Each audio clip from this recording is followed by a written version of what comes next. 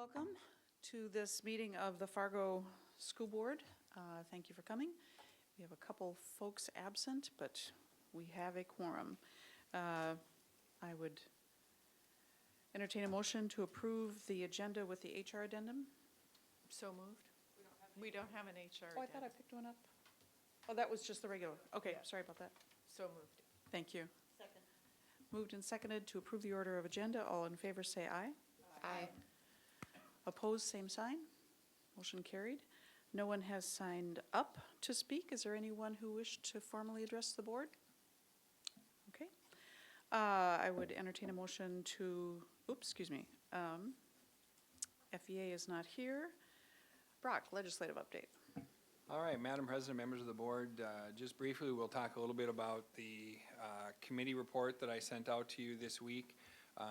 Fair number of significant bills that are being heard this week. Yesterday morning, the K-12 funding bill, or actually the formula bill that we have, 1324, was heard in committee. We did have our canvassing yesterday, so I was not traveling out, but we did have members of NDCEL and other superintendents from the western part of the state that did go, spoke to the committee, really just reaffirming the desire to, at a minimum, keep the funding formula flat and hopefully not taking dollars from that, as well as the weighting factors that we have for EL that we've seen some change in. This bill is tied to 1013, which is the DPI funding portion of the formula bill, so they work hand in hand. And as of now, there's been no significant change in 1324, and that's good news. With the forecast that came out last week, we'll see if that continues to hold, but certainly we hope for the best in that regard. Also, today, 2272 was being heard, and that's the bill that really lays out some of the particulars around the Measure 2 and putting the standards toward what would happen with the Foundation Aid Stabilization Fund. It also talks about some of the logistics for the state construction loan program, as well as rapid enrollment, things of that nature. Mark Lemaire was going out to testify on that today. He's been very integral in that bill with the sponsors in making sure that they keep those pieces in place that are really beneficial to K-12. And so from our call on Friday, he was going to be out there at the request of the sponsor to really give some additional information on that. So that is good. I am going to Bismarck tomorrow. As many of you know, 1361 is being heard tomorrow, and that's the bill that has the 3% property tax cap. Talked to Mike Montplaisir yesterday when we did the canvassing. There's going to be a significant number of folks from the counties around the state and county auditors' offices going out. The League of Cities will be having people out there, as well as I know local park district members, as well as I think throughout the state. There really is a call to action from all political subdivisions to be out and take a look at this bill tomorrow morning, which will be in committee at 10:30, and then hopefully as it makes its way to the Senate floor, we can get desirable action on that bill.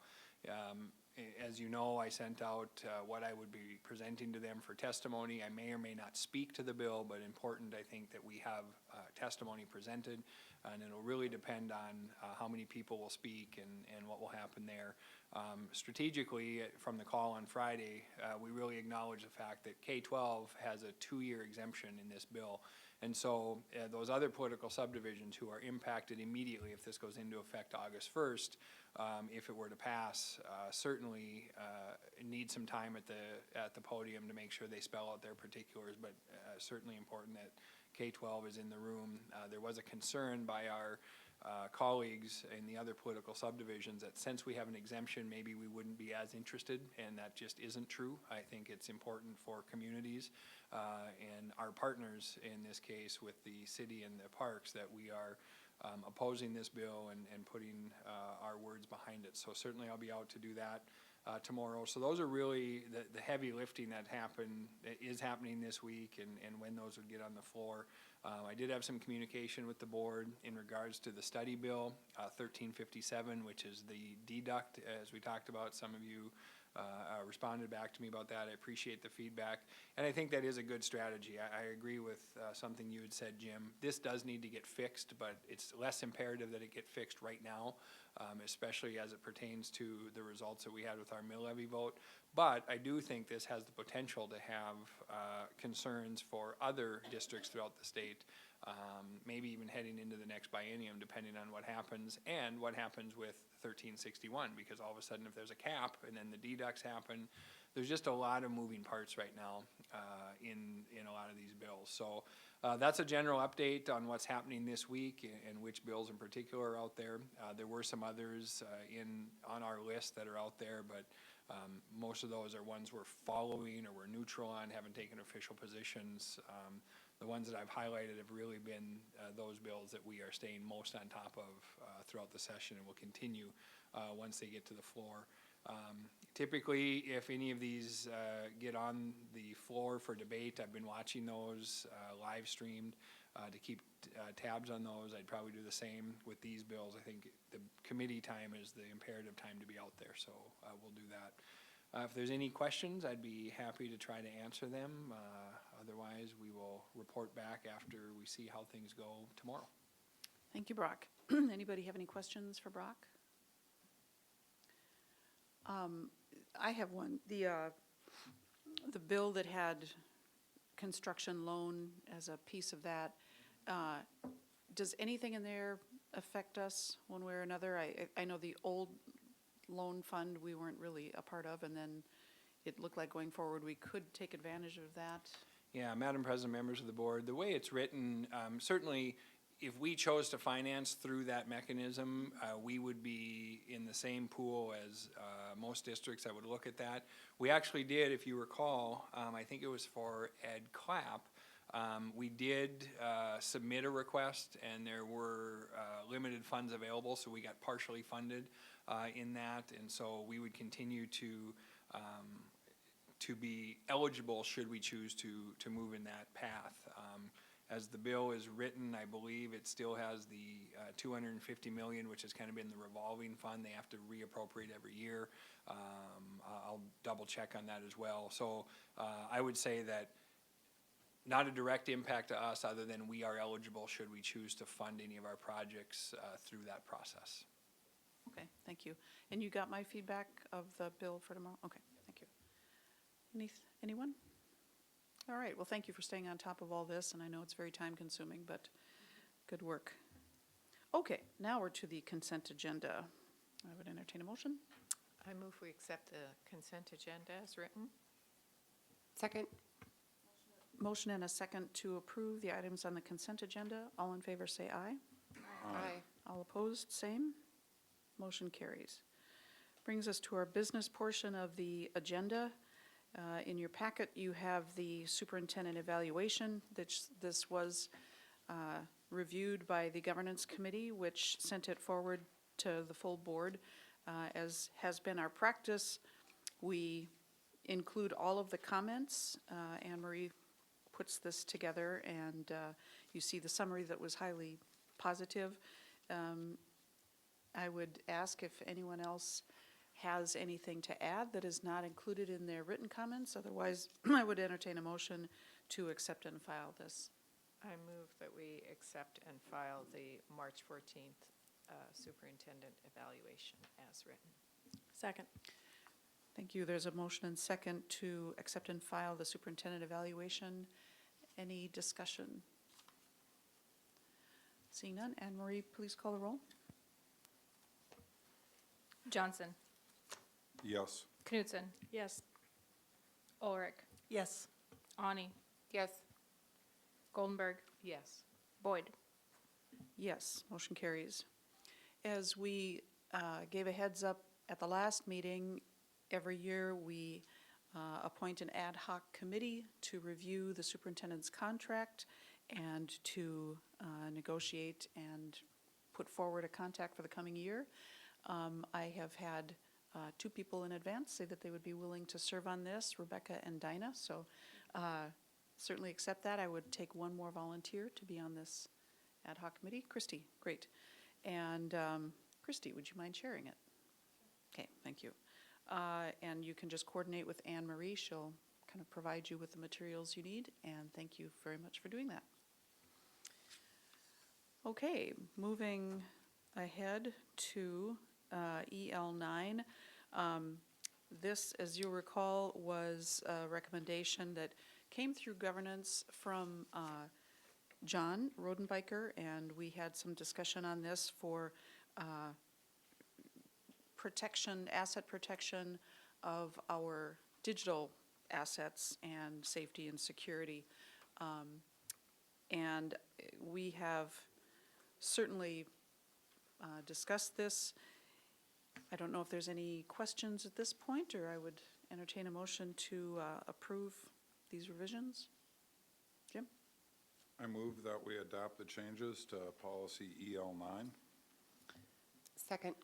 Motion and a second to approve the revisions to EL9. Any discussion?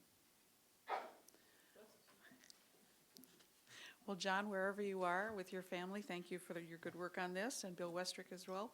Anne Marie, if you'd please call the roll. Knutson, Yes. Ulrich, Yes. Ani, Yes. Goldenberg, Yes. Johnson, Yes. Boyd. Yes, motion carries. Thank you very much. Brings us to school meal prices. We spent quite a bit of time on this in governance, and I would ask, or in planning, excuse me, and I would ask Jim to walk us through this, please. First of all, for those of you that were here a year ago, you'll probably recall because of where we are in pricing versus where the federal government believes we should be based upon their reimbursement levels, we are at a juncture where we have to raise our meal prices at a minimum 10 cents each and every year till we shrink this gap that we are supposedly supposed to be charging versus what we are charging. So whether there's going to be a meal increase or not is not the question. There has to be, or we give up our federal funding, which isn't in the cards. So we took a look at it in planning. The Nutrition Service Department put together a lot of good data for us that's included in the memo in front of you. I'll walk you through really on page 2, which is where we can see what's going on, meal prices through our district as well as other comparative districts, and talk a little bit about what planning thinks might be the right direction to go. At the top of page 2 of memo number 83, you see the current meal prices for West Fargo, Bismarck, Grand Forks, Valley City, Minot, Jamestown, Williston, and Fargo. And we break them out based upon the type of meal, whether it's an elementary or secondary, breakfast or lunch.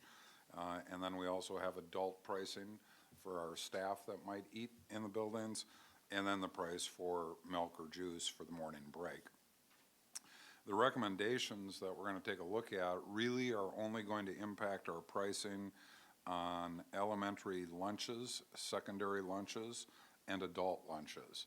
So our recommendation is no changing to the breakfast prices, no changing to the milk or juice prices for the coming year. You will notice as you go across that we are quite a bit lower than most districts at most of our prices. Although for the breakfast, we're right at the average, $1.45. Elementary lunch, the average price is $2.32. Fargo's at $2.10, so on and so forth. So we have been one of the most affordable places for children to get their nourishment as far as the school districts we're looking at on this page. The second block of data really gets to the budgeting impact of the decision we're about to make. And one of the reasons we want to make this decision, hopefully tonight, we don't have to, is the sooner we decide what these prices are going to be, the sooner we can communicate it out to our parents and families. So as they think ahead to next fall, they'll know from a budgeting perspective what actions have been occurring that are going to impact their household. What you see in the second graph of data is the impact on our direct operating costs versus our revenues at different junctures of price increases. So if you look at first the 2016-17, which is the second column, you'll notice we anticipate total revenue for the 16-17 year to be $6,081,075. And we're estimating our total expenses for this year to be direct expenses to be $179,279. So we're actually operating at a loss. We are not, through what we charge for meals, covering the direct costs of our nutrition program. We obviously have indirect costs as well. A portion of Brock's salary, I guess, could be allocated to nutrition services because he has that portfolio underneath his responsibilities.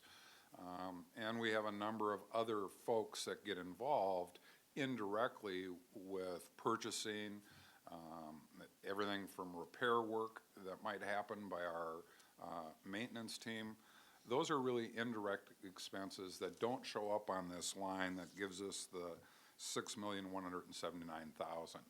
That's really the cost of food, the cost of food service equipment replacement, trays that need to be replaced, paper goods that are being used in the food service and nutrition area, and the actual workers that work in our food service delivery system.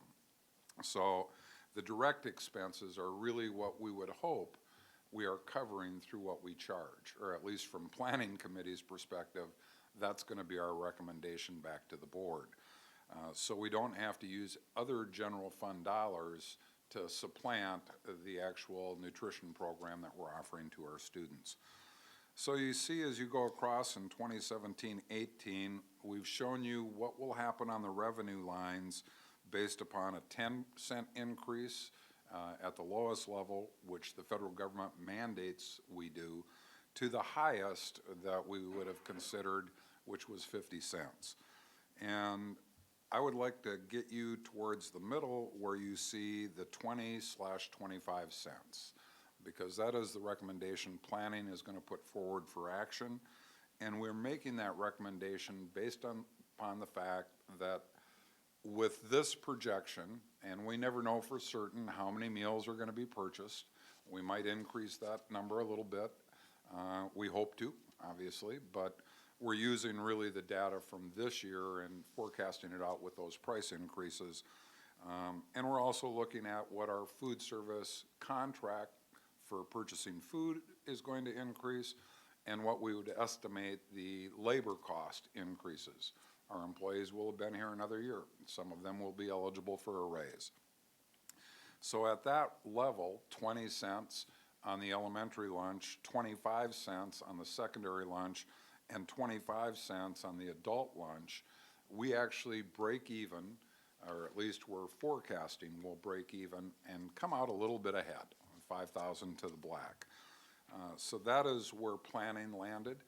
With the idea, we're in very, very tight budgets. I recognize the mill levy vote was a very positive thing for the district, but at the end of the day, that is a small, well, it's not small, but it's only about a third of our operating revenues to begin with, and we don't actually capture all of that because of the mill levy deduct that happens as well. And as you just heard Brock say, we're hoping the state stays flat, which is not the same as staying even, because our overall operating costs are going to go up next year. So we feel it's important we try to get our pricing on the food and nutritional program that we have to balance with its hard costs. We're not so worried, at least at the planning level, on the indirect costs. Usually there's a transfer that will occur. We'll see in the final budget if Brock's going to recommend a transfer of the food service fund balance back over to offset some of those indirect costs. But we weren't concerned about those. We were concerned about the direct costs only. The next block of data is also, I think, pretty important because it helps you understand the impact we're going to be making to families here. If we went forward with the recommendation that planning is going to put forward as a motion, a family with an elementary student would see an increase of approximately $35 per year to feed their student at that 20 cents level.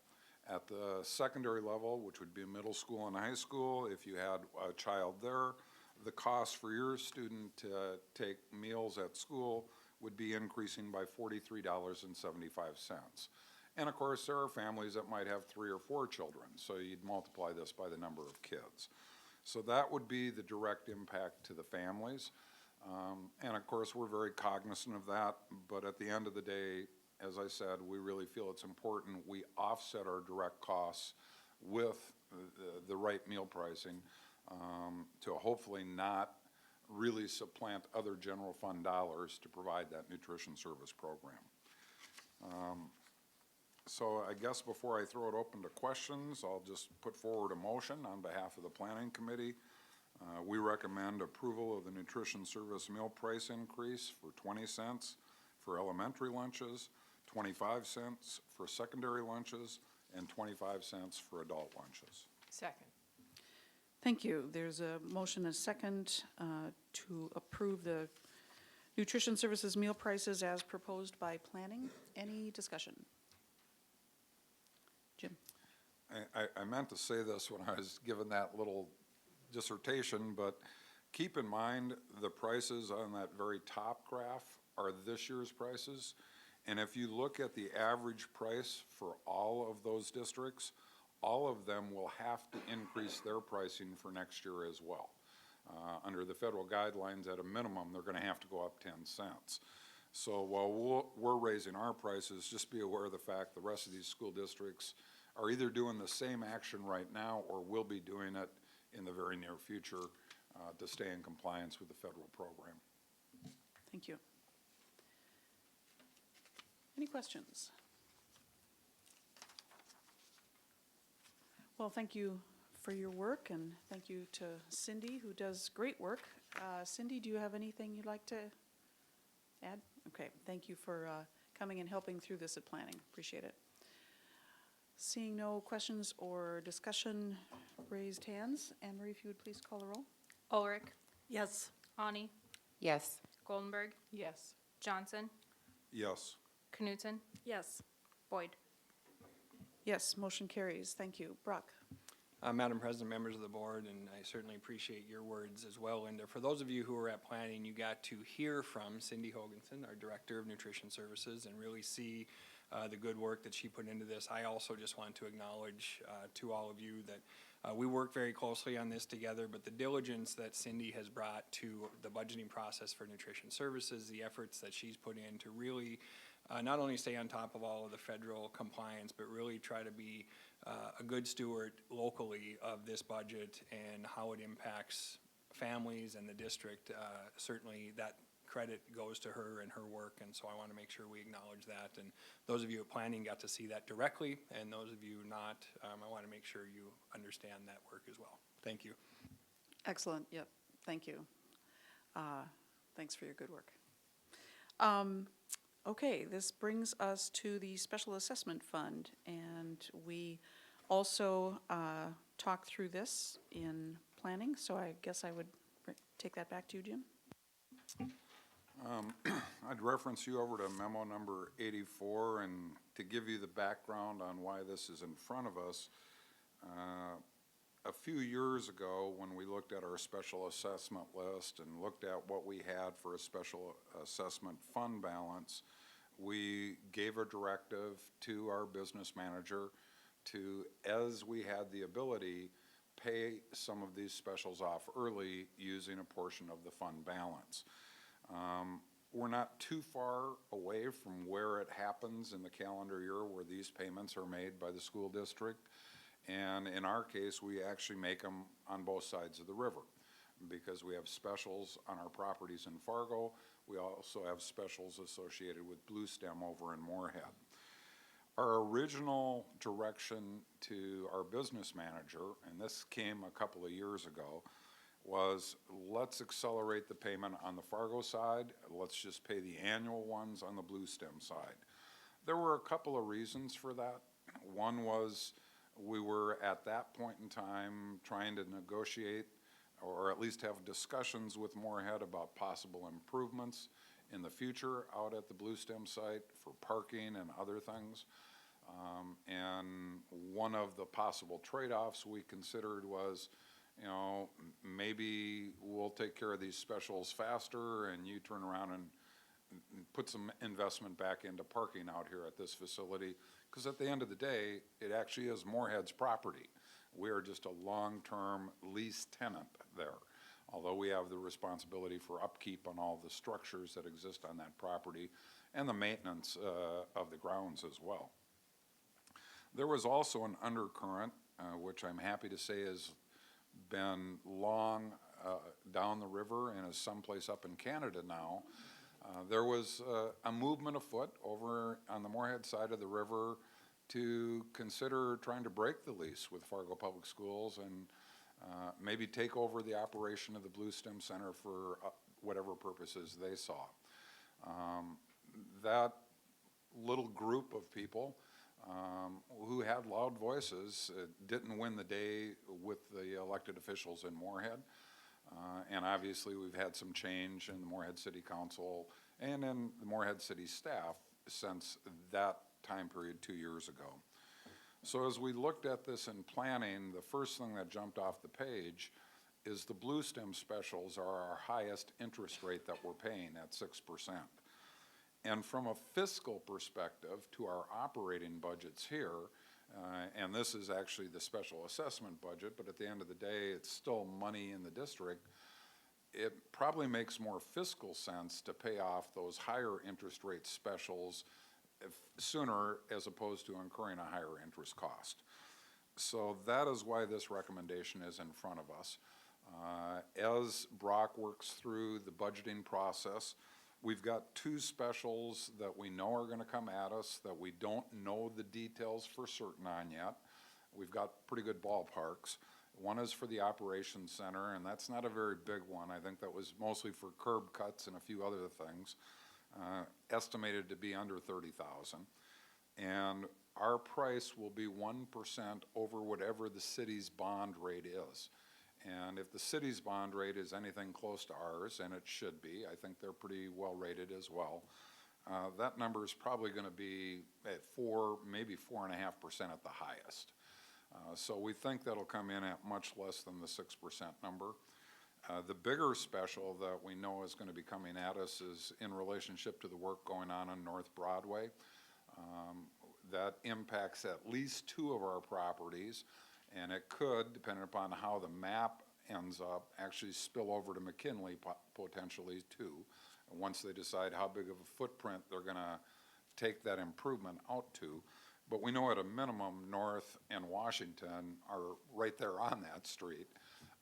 And we're estimating from the city probably about $620,000 of specials to come to the district there. Again, that will be bonded at 1%, or our interest rate will be 1% over the bonding rate. And again, I would anticipate that to be 4.5 or less. Won't know that for certain until these projects are done, they're fully bonded, and we get that number back from the city. So what this recommendation would do is authorizes our business manager, to the extent that he feels we have excess capacity in our special assessment fund balance, to pay down whatever special assessments come with the most fiscal savings for the district, meaning we'd pay off the highest ones first, if that makes sense. So with that as a background on it, I'll make a motion that we approve the annual or full payment of the special assessments outstanding balances based on current interest rate charges to provide for the largest financial savings to the district. Second. Thank you. There's a motion and a second. A second. Did you get that? Christie, okay. To approve the annual and or full payment of special assessment balances based on current interest rate to provide the largest financial savings to the district. Are there any questions? I would just like to add a little bit of explanation. As you know, aside from the general fund levy we just had the vote on, we have a handful of other smaller levies, and we're allowed to levy a special assessment levy just to pay off specials, and there was no discussion in planning to change that 1 mil that we're currently levying. That is correct. We're anticipating, at least for the coming year, the 1 mil should be sufficient. Obviously, once we get these final numbers in, a year from now, we'll revisit that. But this 620,000, which is the big bill, isn't going to be due and payable this year anyway. So we didn't see a need to raise the 1 mil on the special assessment. I think when that budget comes for approval in June, it'll probably still be at the 1 mil levy. Okay, thank you. Any questions or discussions? Okay, thank you for your work on this. Anne Marie, if you'd call the roll. Ulrich. Yes. Ani. Yes. Goldenberg. Yes. Johnson. Yes. Knutson. Yes. Boyd. Yes, motion carries. This is a time where we keep a placeholder in our agenda for a possible executive session to discuss negotiations. And since the chair of the committee is absent, as well as 2 board members, Jim, do you prefer to update us tonight, or is that something that can wait till our next meeting? Speaking on behalf of the, Would that be all right? say that one more time. Could I just give a brief update on where we are in the process without doing executive session? Sure, this would not be open for Yeah, discussion. this is not strategy at all. Just Yeah, an just to update. give an update. Sure, that'd be great, thank you. One of the reasons I don't believe we need an executive session tonight is we're not meeting again with the teachers until April 5th, and we'll have another board meeting before then. And obviously, I think the negotiating committee may have an opportunity to meet our board team before then as well. Just to give you an update, we started this process with 17 issues on the table. There are some we haven't even started talking about yet, don't even know what people want, things like salary and a few others from the teachers. But we have 8 of them that have already been completed, and they are done and signed off on by both parties. We have 3 we're very close to being finished on. We're just doing some wordsmithing that Brittany and I believe Dr. Gross are working on. We'll be bringing those back on April 5th, and those should be signed off on. We have 2 topics that we at this point in time have just said, no, we're not willing to put them in the contract. And I don't think those are going to actually come back to us again either. So we're making pretty good headway. Once the legislature is done and we really know where our revenues are, we'll get at the salary issue, and we've got a couple of other ones that may take a little more discussion, but I'm optimistic that we're going to be done no later than May 3rd. I tried to stop any meetings from being even put on a calendar after May 3rd, but come April 5th, we're going to start meeting every 2 weeks with the teachers in hopes of getting this wrapped up long before the end of the school year. So things are going well. Great, thank you. Anybody have any questions for Jim? Great, thanks for the update. We are at board reports. Rebecca, why don't you start us out tonight, please? Okay. We have a GAC meeting, March 21st at 7:30 a.m. And then I wanted to talk a little bit about the Native American Commission meeting that I attended. The last meeting was on March 2nd at the City Commission chambers. And there's been some information in the news lately regarding an event on Thursday, February 23rd, where a man that was participating in a sweat at a sweat lodge that is owned that is on the land by the city of Fargo, and it's a sweat lodge that is operated by the Native American Commission. The man was arrested. The officer that was involved in the arrest was not aware of what was going on at the sweat lodge, saw a fire and didn't know that it was legal and approved by the city of Fargo to have this in operation. And so that has been in the media some since then, and the Native American Commission meeting was a 3-hour meeting, and it primarily focused on that event. And it allowed for the opportunity for some of the folks that were involved in the sweat to voice how they felt and their concerns, and also a couple of the officers from the police department were there to talk and share and learn information. And what, if you're not familiar with a sweat lodge, and I haven't had a sweat myself yet, but I hope to have the opportunity to do that. This is a public lodge, actually, so anyone can participate in sweats. But it's a dome-shaped sweat lodge. It's a traditional American Indian structure that's covered with blankets, and it is used for spiritual purposes, for purification and prayer, and operates a couple of times a week, usually, and oftentimes is used to help host people that are going through addiction recovery services, and so or programs. And so again, it was unfortunate from the standpoint that it was on land, again, that was owned by the city and legal and appropriate to be there, and an individual just not knowing, what was up. And so it's really opened up, like lots of times when there are unfortunate circumstances, like we'll sometimes have issues that come up, district-wise, and so, or with policies and whatnot. And so it opens up also an opportunity for conversation within the community and for improvements to be made. And at that meeting, there was also a presentation of a design for a sweat lodge that would be more of a permanent structure.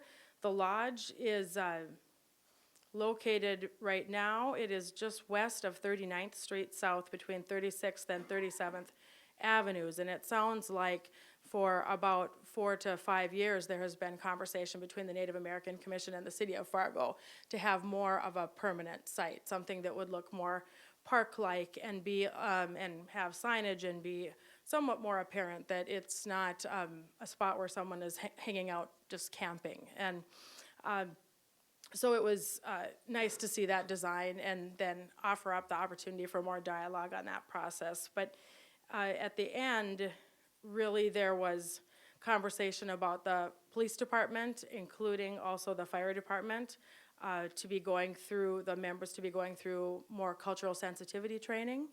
And, it's one of those things where even if not knowing what that facility was, making sure that, if you're on a beat, knowing what's on your beat.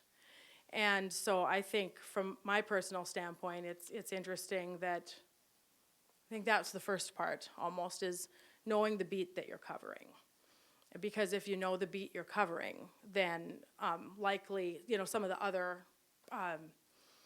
activities may not have occurred. So, but I wanted to quote a little bit from an editorial that was in the Forum, and it was on February 27th, because I think that, this says a lot, and I think that the school district is going to be asked, I know that the school district is going to be asked to be more involved, and that comes from the meeting that I was involved in. So this is from the Forum, quote, "The incident is an example of the tensions that can arise when American Indians practice their religion and customs in a city that is largely unfamiliar with those traditions. The sweat lodge mix-up is an example of the broader need for greater cultural awareness and sensitivity.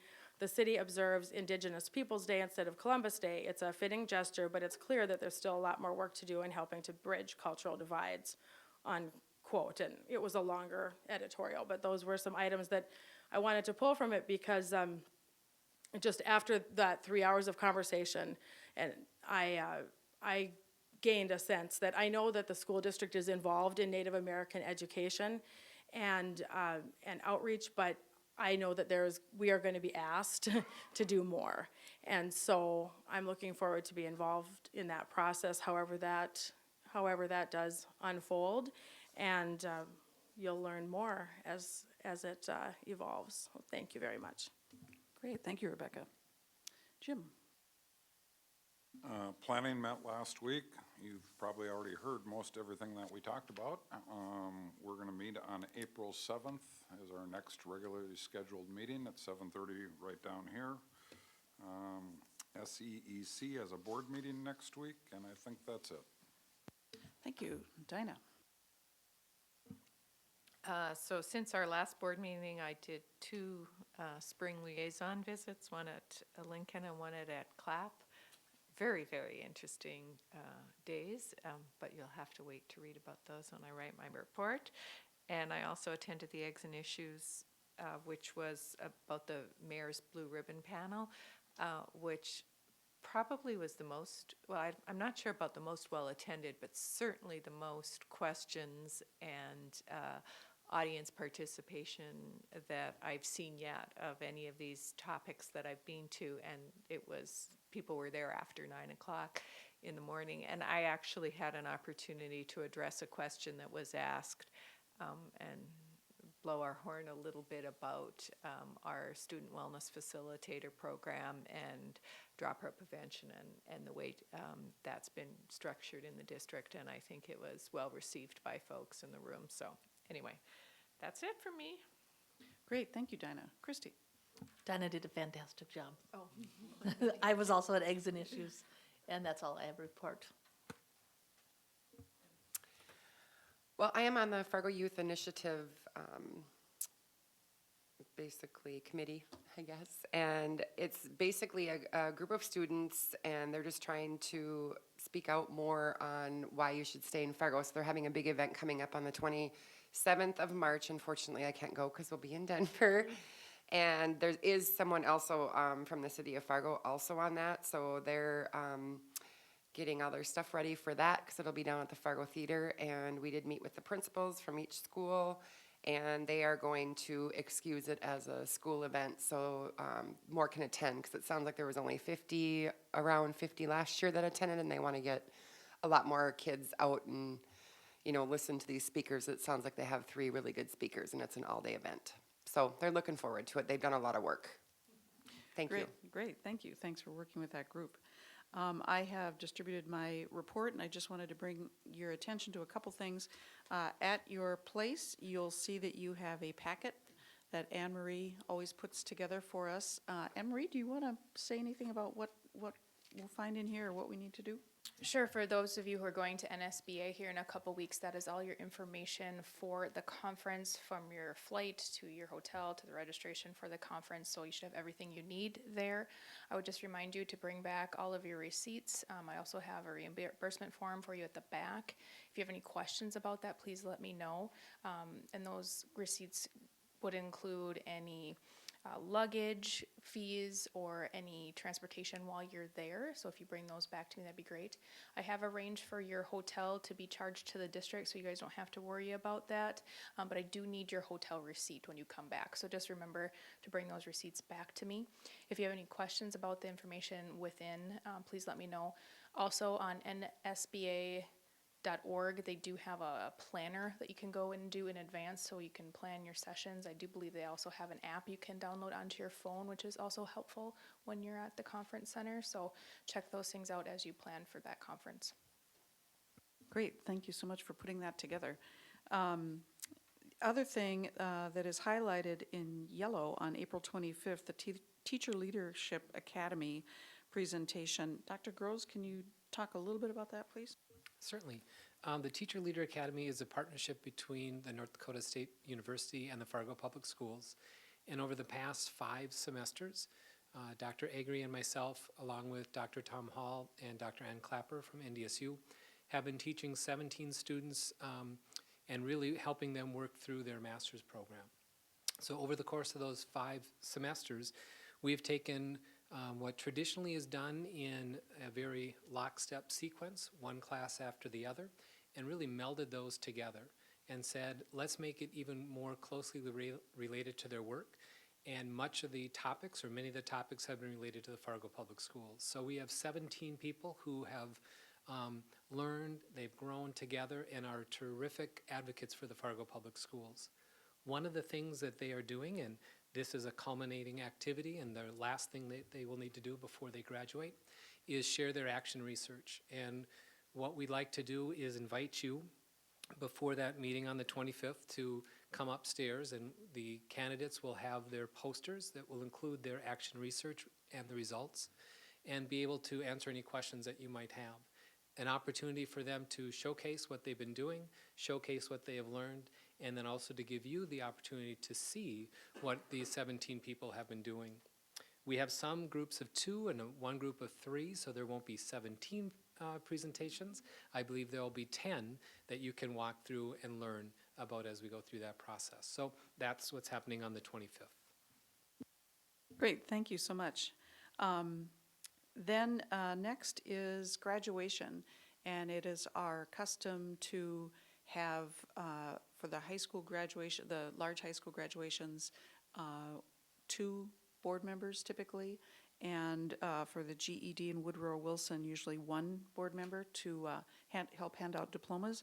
So if you have a favorite or you have a family member, that's always, that brings you to the top of the heap with your request. So Anne Marie will be sending out an email for everyone to put down their preferences if they have preferences. Otherwise, we'll assign you to a graduation.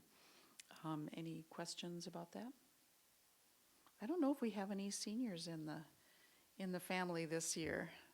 There has been a board member with a senior for many years in a row here, so, okay.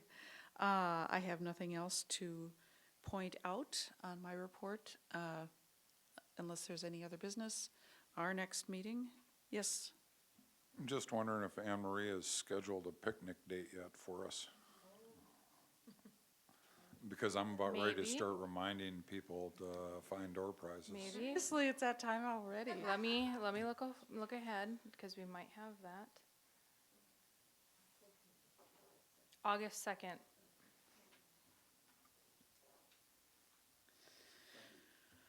All right, we'll be hearing from Jim on a regular basis, reminding us to get prizes for our wonderful staff. So kind of keep that in mind as you make your way around the community. So thank you so much, everyone. Our next meeting is March 28th, but before that, we'll convene in Denver. Have fun. I'll be thinking about you. We'll be thinking about you too. Thank you.